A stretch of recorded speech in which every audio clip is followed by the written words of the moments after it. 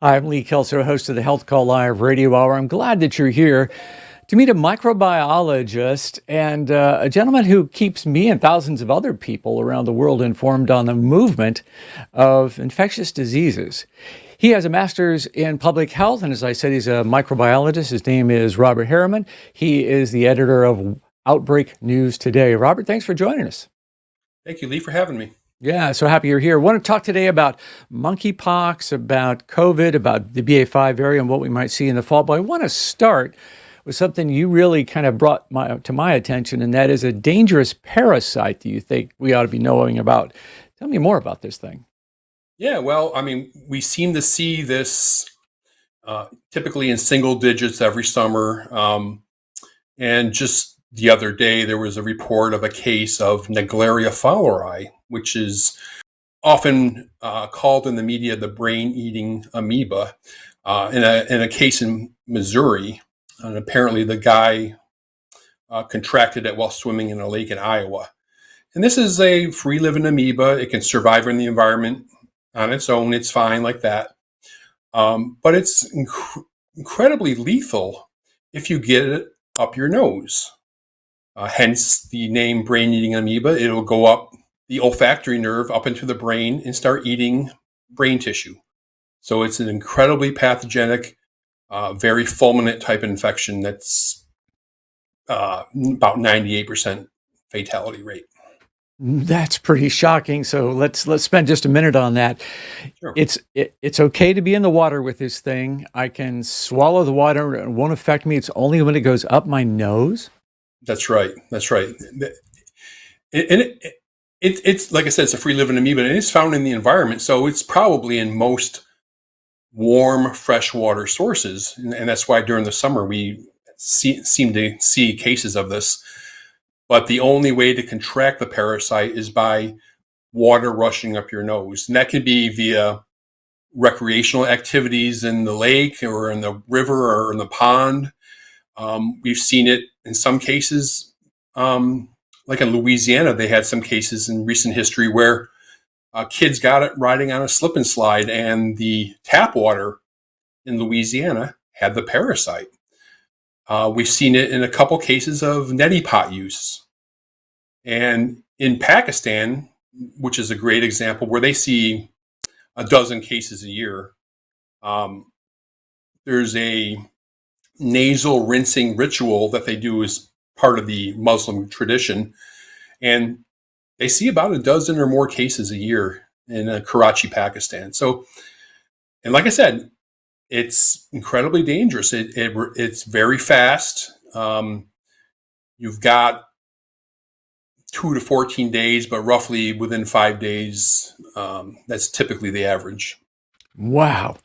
And I've read even here in this country, there was a splash pad that was infected and that caused a case. That's right. That was last year, I think, in the Dallas area. Yeah. Yeah. And so the symptoms are a lot like meningitis. So it's a severe headache, stiff neck, high fever, vomiting. And when you go to the doctor, what do I need to tell them? Because they're going to be thinking meningitis, right? That's right. And they'll do a spinal tap on you, I'm pretty sure. Mm-hmm. And one thing I would do, because this typically affects children more often because they're playing in the water. Let them know that the child or yourself, if whoever's potentially infected, has been in fresh water, and that'll let the emergency room physician know to look for this particular parasite and not start treating you for bacterial meningitis or viral meningitis. Yeah, just what a crazy, creepy disease, or not disease, but parasite. And again, I want to emphasize here, it's very rare. What do we see? 150 cases in the U.S. over the past several decades, so very rare. Yeah, very rare. Though the parasite is probably ubiquitous, it's probably in most bodies of fresh water. Especially like laying in the silt and like that. And that's, they recommend you not stirring things up. But yeah, 4 survivors in the United States. So that tells you something. And 3 of them were just in the past since 2013. Wow. So yeah, and we're in the peak months here. We're recording this in July, and hot water, warmer water is where this thing can thrive. And so, July, August, September, we're right there in the peak of it. So good to be aware of it. All you have That's to right. do is keep water out of your nose, and you don't have the Right. problem. So hold your nose, use nose plugs, Yeah. keep your face out of the water. Yeah. Yeah. Okay. Well, good to know. Good to know. You're forewarned. You're forearmed, right? That's how we think about things. That's right. Well, it's an issue down here in Florida, so try to always remind the public down here. Yeah, well, good point. So let's move on to something else that is getting a lot of attention these days, and that is monkeypox. Here, I found this on the Axios website. There's a map of all the states with reported cases so far, so you can see many of them are on the large population centers. But they're also talking here about COVID missteps that may be causing a little problem here with monkeypox. We're going to get to that in just a second. But what do I need to know about monkeypox? Well, what we know about this particular strain, it's probably a clade from the West African strain that comes out of Nigeria, Sierra Leone, Cameroon. It looks like it started out in Europe, and it's especially came out of um, bathhouses, saunas, where men who have sex with men congregate. So it looks like that's a common thread for a lot of it. It's not absolute, but the vast majority are men who have sex with men. And it looks like a lot of this sort of super spreader events came out of these saunas and bathhouses out of Madrid, Berlin, England, some other places like that. And it kind of spread across the world via international travel. There are cases in women, there are rare cases in children. But most of the cases, I think, in the United States are due to international travel. Mm-hmm. It is some of the symptomology is a little bit different than what they see in Africa, because we got the anogenital, perianal lesions that are being seen with this group. Sometimes you may only have one or two pustules, while authorities in Nigeria, for example, are saying they're not seeing anything like this. They're seeing an increase in cases right now too, but it's the traditional, yeah, you get it on the face, on the extremities, and the like. So, so there's something different going on, obviously, Yeah. and you would think that it should be pretty easy to prevent, but the numbers are, I think it was like 1,000 cases between July 9th and July 10th. So I mean, it's moving up. It's not a huge threat for the general public. At least that's what they're saying so far, and I can't see how it could be. Yeah, so the not a sexually transmitted disease necessarily, but as you said, it seems to be confined in this MSM, men who have sex with men community for the time being. It can spread though through bed linens and other things, so you don't have to have close physical contact with a patient. So what's the treatment? Is there anything to do to treat and minimize the symptoms? Is there vaccination possible? Well, the fortunate thing about this particular strain that's affecting the non-endemic countries of the world, right? Europe, the United States, Australia, is that the fatality rate for this particular strain is under 1%. And there has been no fatalities so far. The symptoms are generally mild. There's been a few hospitalizations, but mostly it's, rest at home. There are some smallpox vaccinations, and there's actually one smallpox vaccination that's approved for monkeypox in particular, that's being used in many places in Europe. New York City, some other places in the United States have tried to use it, but they're running into shortages, so they're having a problem with that. Yeah. So even though the name is monkeypox, it's thought that the animal reservoir for this virus is rodents, right? That's correct. It's different types of rodents out of Africa, Hmm. It got the name monkeypox because a couple of lab research monkeys, macaques, I believe, were infected, and they may have got infected by rodents Yeah. way back when in a lab in Denmark. Huh. So How about that? that's how it initially got its name. I'm getting to read, though, that I think the media is pretty hyped up about monkeypox because it sounds creepy, right? Monkeypox is kind of creepy sounding. And the media is also kind of on high alert after our COVID experience, anything to do with a virus. So it feels to me, and correct me if you don't agree, but it feels to me like Yeah, the hype is kind of overshadowing its real importance as a public health concern. yeah, Lee. I do kind of disagree with you a little bit because I watch mainstream news media pretty frequently, and I don't hear a lot about it. They're Okay. just not covering it. Yeah, so I would say there is not a lot of hype. I think it may even be downplayed a little bit. Hmm. Um, but I think this is really a role for public health is to target those at risk populations, those high risk populations, and get that at one of public health's main jobs, in my opinion, is education and getting that information out there and trying to modify behaviors, and that's what they should be doing at this point. Vaccination is an option, and I've seen a lot of problems with shortages, at least coming in the United States. It seems like Europe's doing okay with it, though. Well, I think that's the point of this Axios headline is the missteps from COVID hanging over into monkeypox. And are people really going to listen after, I think you and I both agree the CDC and others could have done a better job in really teaching us about COVID early on, right? Oh yeah, and I believe public in it pains me to say this in a way, but public health took it on the chin during COVID. It just it came up with a lot of draconian rules that weren't really played out in real life historically. Hmm.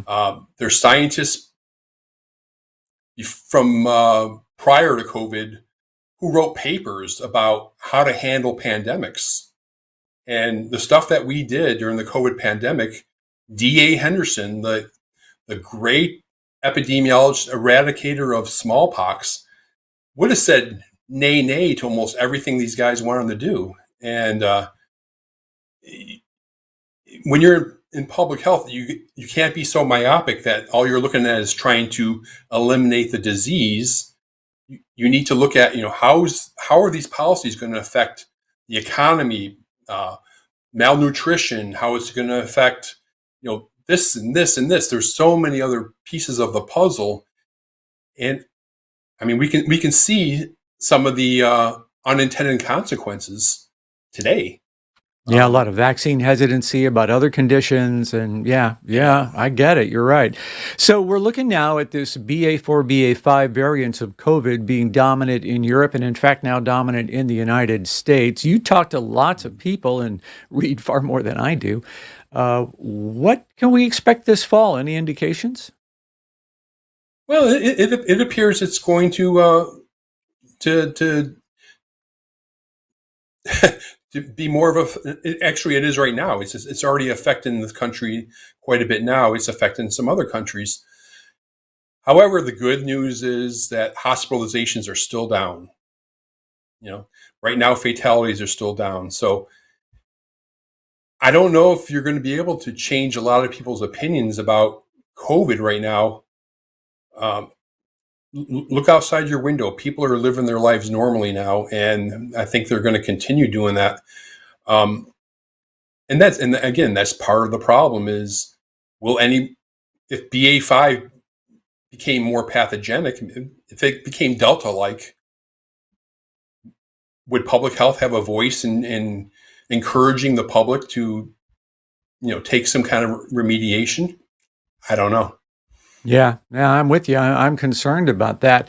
I keep hearing that BA5 is able to escape immunity. So if you've had a previous infection, it doesn't necessarily mean you won't get BA5. The vaccines, And it can. Go ahead. Yeah. And Lee, there's been some truth with that, with all the different strains too. Yeah. Natural immunity works for X amount of time. The vaccine immunity lasts for this amount of time. I think that's just something we're going to be going through, and it's going to be influenza, 2.0. That's kind of how I look at it, and we're just going to be living with it and get vaccinated on some kind of regular basis if you need it. Mm-hmm. If you're a high risk group, if I was 80 years old, I would be getting vaccinated Oh, heck yeah. on a Well, regular basis. I'm fully vaxxed, fully boosted. I don't know that I'm going to do any more until I see some evidence that is particularly helpful. But yeah, I drank the Kool-Aid. I mean, why not? I'm old enough that I don't want to mess with that thing. Well, but the reality is we did see. I can speak for the state of Florida. It was like early on, the predominant deaths were in the elderly. Oh, clearly. Yeah. And that's where you had. I thought you should focus your attention on the most instead of shutting. Well, we did pretty good with not shutting down schools, but other states didn't do so well. Yeah. Indiana, we did close schools for quite a while. So you mentioned it just a moment ago, but you track a lot of bizarre viruses, hemorrhagic fevers, a bunch of creepy things crawling around in the jungle. You stay on top of all of that.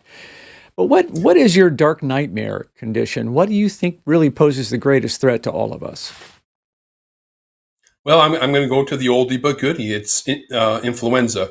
I don't know if it's going to be something like an H1N1, or will it be one of these avian influenzas that get a mutation that makes them more transmissible, like H5N1, which is got a case fatality rate of 50% or more. Wow. But influenza is the one. It mutates so much. We have a really hard time keeping up with vaccinations on that. By the time they decide what strains they're going to put in the annual vaccination, and by the time the vaccine is actually produced, those viruses are already mutated quite a bit, and that's that's part of the reason why you see some years the effectiveness of the vaccine is relatively low. But I am a true believer in vaccines, and I always get my flu shot. Even if you get it and it's not 100% protective, you'll get some kind of protection, which is something I'm getting up in years, and it's probably wise. Yeah, I'm right there with you. I will take the flu shot, and I share your concern that, the way COVID was messaged and all of that, the contradictory evidence we heard is going to damage the effectiveness of the public health message around the flu and other conditions as we move forward. So I think it's important that we keep talking about it and kind of be that level-headed voice out there. So I appreciate you joining me and taking some time, and I'll keep watching Outbreak News Today. Anything else you want us to know about the platforms you're on? Is there someplace you would direct people to go? I can put in links below. Yeah. The website is outbreaknewstoday.com. I can also be found on Facebook. The page is called Infectious Disease News. Twitter, BacTman63. Excellent. Thank you very much. And of course, there's the podcast. The podcast is Outbreak News Interviews. You can find that on Spotify, Apple, all the major platforms. Excellent. Thank you for that. Appreciate the work you're doing. I hope we'll be back in touch in the future. Yes, sir. Glad to be here. Thanks, Lee.